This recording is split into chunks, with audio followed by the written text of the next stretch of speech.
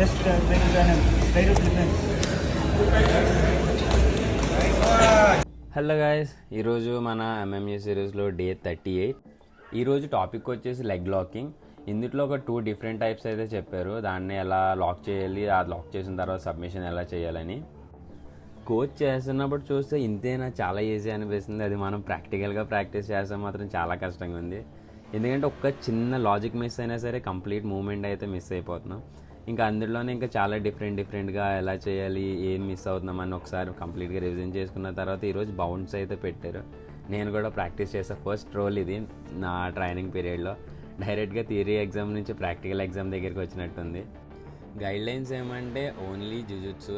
మన ఆపోనెంట్ కూడా నాలానే కంప్లీట్గా బిగినరు. నాకెంత ఎక్స్పీరియన్స్ ఉందో తనకు కూడా సేమ్ లెవెల్ ఆఫ్ ఎక్స్పీరియన్స్ ఉంది. బట్ కొంచెం మన డామినేషన్ అయితే కనిపించింది మన స్ట్రెంగ్త్ వల్ల.